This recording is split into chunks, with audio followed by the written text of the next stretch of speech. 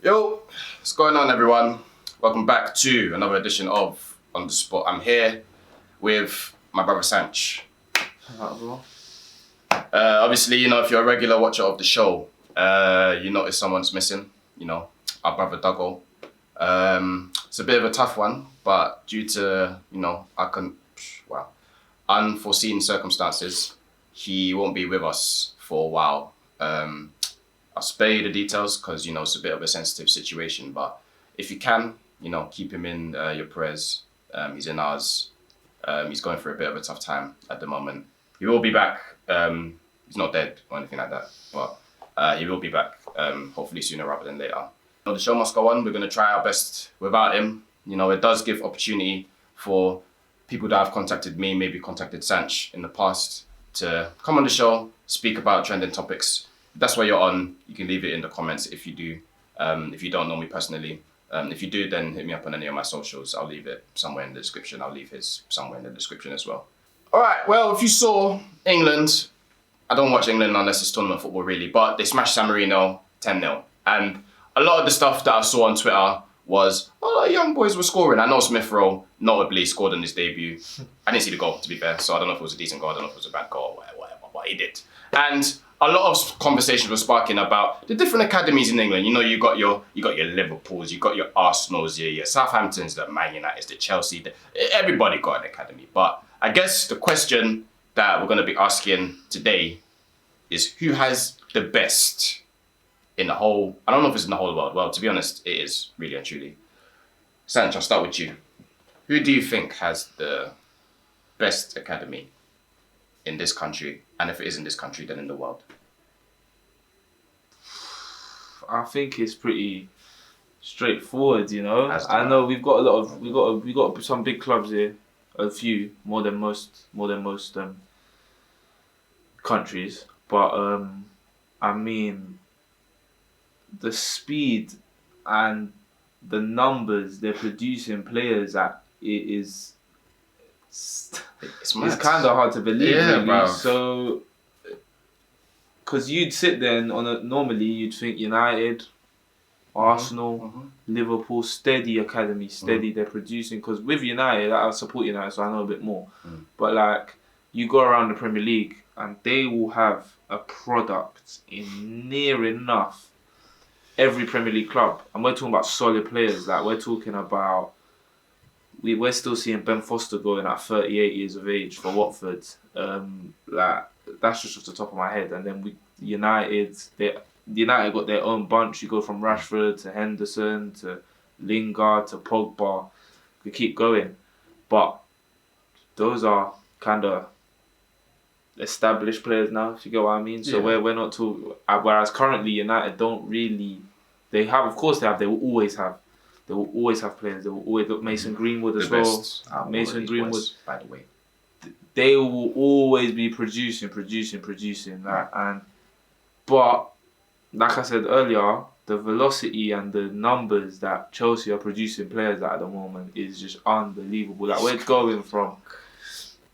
Because I've said with United, with Rashford, Mason, they've got all of that, but they've got youngsters in abundance now as well. It's just ridiculous. I'm looking at the right back situation, and you've got Reece James. They've got Livramento out on loan. They've got Tariq. They sold Tariq Lamptey. We're talking about 3 Premier League right backs. I forgot Lamptey. That's crazy. We're talking about 3 Premier League right backs. That's crazy. That may well go on to be top quality right backs from what they've shown so far. Livramento's first season, really, he's cold in the Premier League, and he's been Southampton's best player, quite possibly. Lamptey before his injury, quite possibly Brighton's best player. Reece James coming into his own for England, for Chelsea, Champions League winner, and that's just the right back position. I could do it for the centre back, I could do it for left back, I could do it for centre mid, for striker, for winger, for number 10. It's ridiculous what they're doing. So. Yeah, United, Arsenal, like you said, Smith Rowe, Saka, they're producing some nice little players there. But no one is at the pace or just your numbers. It's just numbers, bro. Numbers and quality of numbers. It's because of course you got numbers. United got numbers. United, everyone's got numbers. Right. But it's the numbers and quality. And what Chelsea are doing numbers wise, and quality-wise is staggering, bro. So I know, it's crazy. It's crazy. I thought, at least back in the day, I thought Arsenal actually had it. You know, they were producing a lot of top quality players, which at least now, as they've matured and that, have filtered through the English leagues. You know, off the top of my head, if I could think of, Jack Wilshere doesn't really play no more. Neither does Frimpong. I know now they got their Ballagans and their Smith Rowes and their Reece Nelsons, all that. That's cool and that's fine. But it's just as you said, I think the gap between Chelsea's academy and everybody else, it's not even close at the moment. And it's just, I don't know, man. It just surprises me when, I think it's just a thing on Twitter where people like to exaggerate things to the fullest and the max. Yeah, Smith Rowe is a very nice player. I was seeing just because of a performance against San Marino that he's the best English prospect that I'm supposed to have ever seen. That Arsenal produce. Chelsea produce ballers, but they don't produce ballers of the caliber of the. Listen, just calm down, relax. If I rattle off the players that Chelsea have, not even just in England but around Europe, that's what I mean. It's not fair. Do you know what I mean? It's actually not fair. And why this is even a debate at this point in time, I just don't know. Because like with United, like I said, with the Premier League clubs, I can rattle names off. Like there's Dwight McNeil, who's a United product. I remember Danny Drinkwater was in United academy. Danny Drinkwater. Like, we could go to every Premier League club. Johnny Evans. If you name me a Premier League club, I'll give you a United product. Most likely. But so in theory, United very good, but Chelsea, I think Chelsea's got that. And just so much more. Like we're talking about right backs. Then you just go to centre back, and then you see they brought Trevor Chalobah through. Tomori's at Milan. Gay's at Palace. About him as well, Christensen Christensen. I assume so. Actually, I was actually going to ask you that. Yeah, I believe Christensen supposedly went. That's four centre backs. Ampadu, who's his championship, no? I think he's in championship right now. No, he's in Italy. Sorry, he's in Italy. Which club is he in Italy? Venezia. Oh wow, I didn't even know that. He's in Italy. I didn't know that. That's another one. And then you got Conor Gallagher at Palace. He's just Billy Gilmore is at Norwich. At Norwich. It's Tammy Abraham's in killing it in Rome right now. Like we could go on like for long. It's not close. It's just not. Liverpool's academy pretty good, I will say. You know, obviously Trent is there. I guess they're shining bright star. They're the star boy. They got Curtis Jones. Who else they got in there? Harry Wilson's okay. Harry Wilson, nice player. Yeah.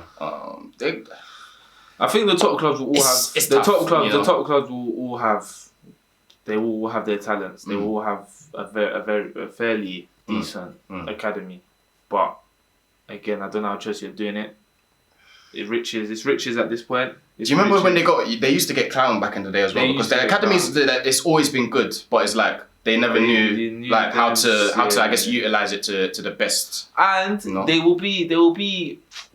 I hear what you're saying, but what it was before was that it was a thing where they'd produce numbers, but it weren't really Chelsea level quality. For what they're trying for, they see the club they're trying to go to, and so that's why a lot of them just kept getting sent out on loan, But I don't see, and looking back, I'm kind of surprised Tariq Lamptey got sold. So, but did you think he was a baller from No, I didn't know, but just looking at what he's become, I'm sure Chelsea knew what he could have become as well. I was kind of surprised they went and said Brighton, you can have him. This might be it's a bit of a side note to the question, I guess. But what do you think about the loan system? I guess for especially elite clubs who have harvest all these kind of talent, and then season on season just keep shipping them out, because sometimes United fall trap into that kind of stuff. Do you know what I mean? It's tough, man. It depends how you want to look at it, bro. Because like they spend all this money, right? And then a lot of signings don't pan out, and they loan out players that can make impact. You know what I mean? I'm not the biggest fan of it personally, but ultimately, I feel like if you're good enough, it comes to that bottom line. Really, I hear what you're saying. Listen, I played football a long time, and it is unfair, and I can only imagine the pain of being. Coming back, getting loaned out again, coming back, getting loaned out again, coming back, loaned out again. It's tough. But someone like Conor Gallagher, I don't think that's going to be... Because I think he's so good. I really like him. So I don't think that's going to be a problem for him. Okay. So if you're to ask me, do I see Conor Gallagher in the Chelsea or do I keep seeing him getting loaned out? I feel like because he's so good and good enough, I think he's gonna. That's a tough one because that happened to Loftus-Cheek. Remember when he got sent to World Cup in 2018 and that you was thinking, oh yeah, now he's gonna kick on. Then I'm seeing him at Fulham. I'm seeing him at Palace. He's doing well now, but like I don't know. It's just a tough one, man. It's just a tough one. Yeah. No, but then also the flip side of that, you can say Loftus-Cheek didn't really kick on. I guess so, yeah. So maybe he went to Palace and then he was okay. Then went to Fulham and was not great. Then he got injuries was a bit of a thing. But if Conor Gallagher keeps, I don't see why. Personally, well, he's going right to the very top. I had this conversation with my boy the other day, and I did say those were my exact words. Yeah. Now, and I didn't want to say this in front of him, but he will go right to the very top. Right to the very top. Well, there you are. You heard it here first. I do think he's going to go right to the top. And if he continues doing what he's doing for Palace, if he keeps getting called up for England, I do not see why Thomas Tuchel, who's got Saul, by the way, that's when I disagree. You see what I mean? That's when I disagree. Okay, you see what I mean? Because you've lumped out a loan fee, the wages on Saul or whatever. Right. I know he's on 200 plus bags, so I already know he is. Something silly like that. I already know. When you got your boy right now ripping it. That's when I disagree. But ultimately, I'm going to understand that it was Conor Gallagher was where? Last season? I don't know, but somewhere in the Championship most likely. I can find out for you now if you want. Nah, West Brom. He was at West Brom. Oh yeah? So he was. Having come from West Brom, Thomas Tuchel hasn't seen him. He's come back. He's probably gone, another year on loan, we're doing well. So I understand. Okay. But having seen Saul, having seen Conor Gallagher in the Prem, I will be very, very disappointed. Prime example, bro. I'll be very, very disappointed if Conor Gallagher does not stay with Chelsea next season. I will be very disappointed if he gets loaned out again. It's going to be because there's a chance there to get into that team. Right. Especially for him. Right. So answer to your question is, I hear it. Sometimes it's unfair, like I've just said. But ultimately, I feel like if you're good enough, like Mason Mount was, like Tammy was, like Tomori, Trevor Chalobah, you've seen, you're gonna play. I guess so. I guess so. It's a very interesting. Topic. Not just. But also, you gotta understand when they have them riches, they can't keep all of them. No, but I hear that, bro. But it's like, for me, is it like if you know that there's diamonds in the rough that you have, why don't you just, I don't know, maybe it's just like putting your faith in young players versus putting your faith, I guess, in like seasoned pros who are the best players in the world kind of thing. Like it's a very hard balance, and especially when you're competing for the biggest trophies. It's a hard balance, but then it's hard. But when we're going back to the academy talk, they're so good that you could say Reece James is an established fullback. And he's a young boy.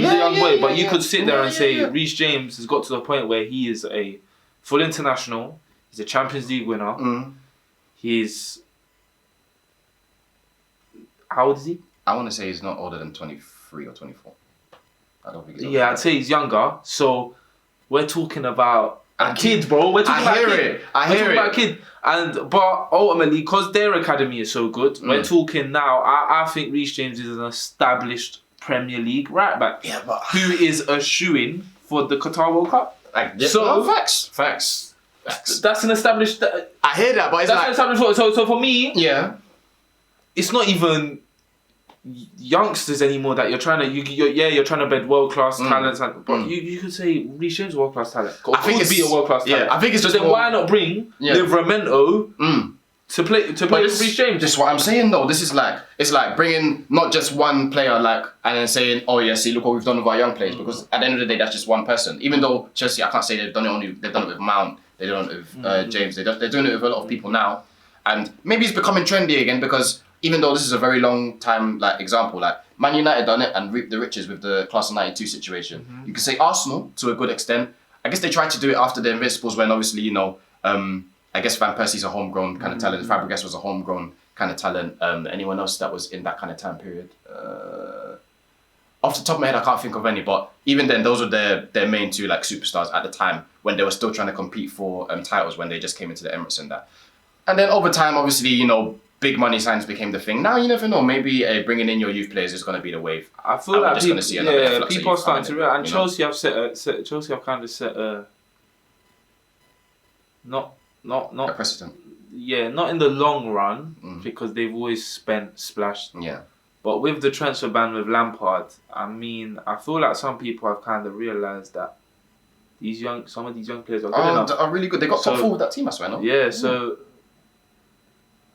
I feel like, and that's a great example. I didn't really think about that example before, but it just came on top of my head was the Saul Gallagher thing, and you're just like, why are you getting why? That's what I'm. Do you get it? So, I don't know. That's why me and the long system. A lot of people I don't know. with youth trusting them. Can they do this? Can they do that? Yeah. But I feel like Chelsea have set a trend where, like, you know what, these young ballers give them a chance and watch what they can do. Can be good enough, and they are good enough. So, yeah, and United have done that numerous times. I've sat there. 100%. I've sat there and I've 100%. gone, why are you playing so and so? Why are you playing this, that, and the other? Like, don't get me wrong, I like Telles. I like Alex Telles. I really do. As a squad option. Yeah. I'm not saying he should start. But part of me was like, why couldn't Brandon Williams do that job?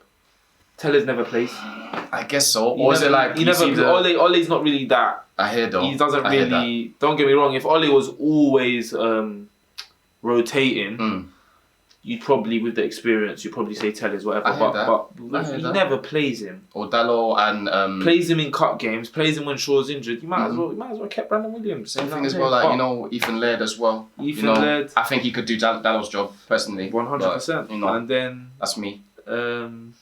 But I think that's always going to be it's youth players. It's pipe dreams. Ultimately, you'll talk to a manager and be like, I'd rather Telles, Champions League experience, this, that, and the other. He's got a fucking rocket of a left foot. He's got this, he's got that. Yeah. Sometimes you get psyched. I remember a few years ago, I think it's Borthwick Jackson, I think is his name. He psyched me a few years ago. I thought he was actually going to be something, but I don't even know what club he plays for anymore. I think he's in. That's another thing. You just reminded me, like, you were like, he psyched me. That's the problem with a lot of youth players as well. They go on a run of 10 players, then just fall off the map. So youth players is a conundrum. It's a tough one, isn't it? It's a tough one. But that's when managers get paid a lot of money to make these decisions and know their personnel and stuff like that. So if somebody flops, at the time, if you asked me about LioneSs, that one still burns my heart. That still breaks my heart. I wasn't sold on him, at the time. I wasn't. I was like, I need to see. I said I need to see more than this little spell that he's on right now. Fully sold. I thought that guy was going right to the top. Like I said with Conor Gallagher, innit? So we'll see.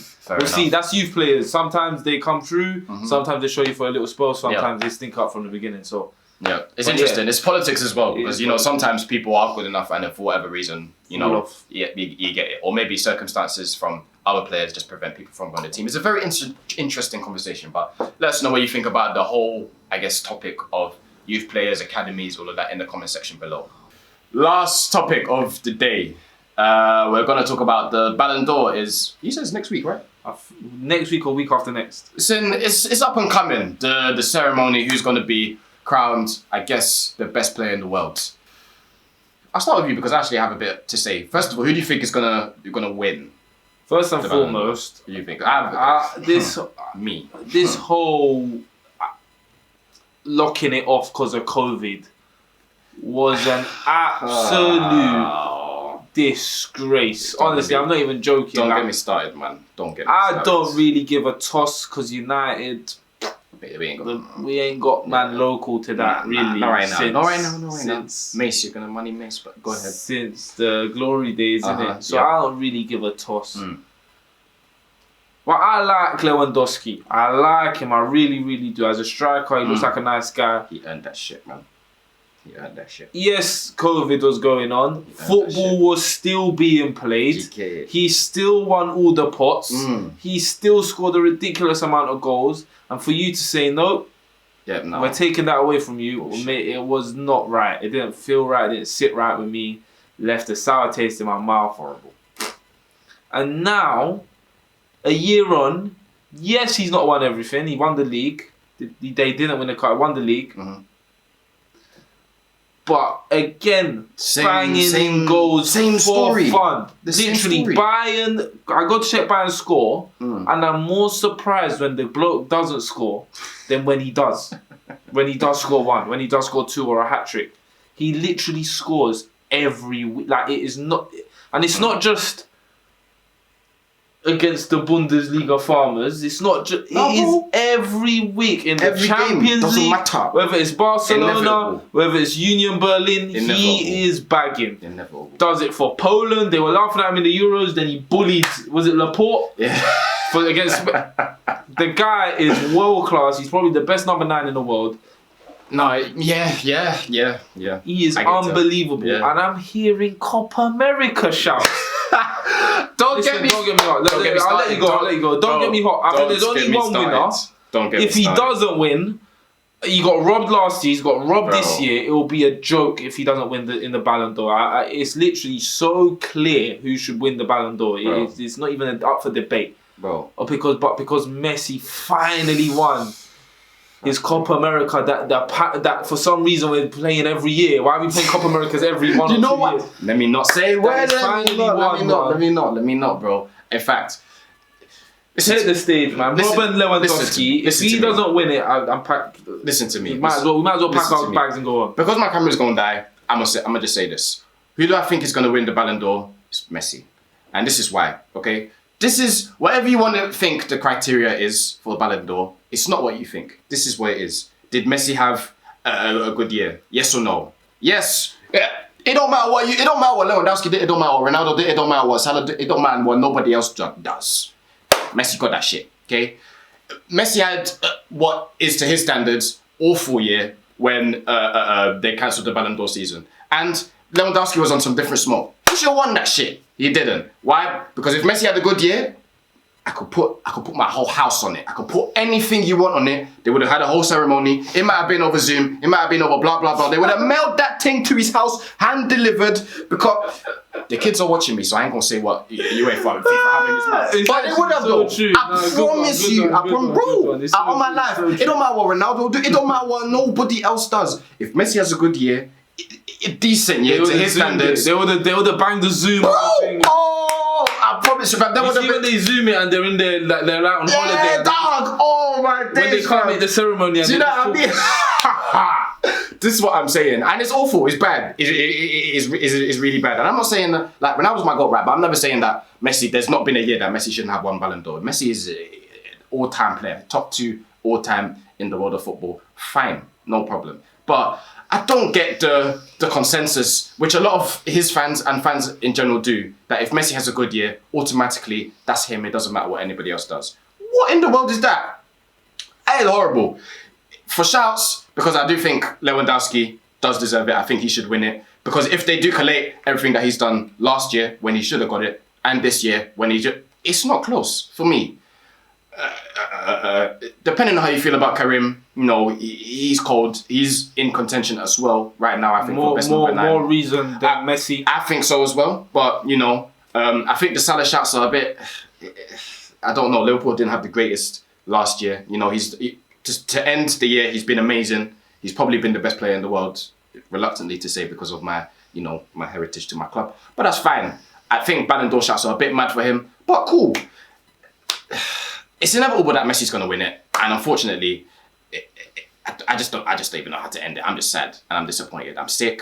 I'm disgusted. Hoodwinked, bamboozled, led astray, run amok, and flat out deceived. I'm every word that you can think of the dictionary, but hopefully we're proved wrong though. I want to hope I'm proved wrong. If Lewandowski proves me wrong, I'll even come on the following episode of On the Spot and I'll apologize to not to Messi, to FIFA. I'll apologise to whoever your president is, because I don't even know who, all of you are in jail anyway. You're criminals.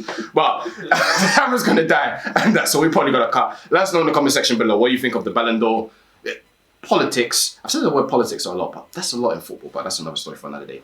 Let me know what you think in the comment section below about the Ballon d'Or. But that's going to wrap it up for today's On The Spot.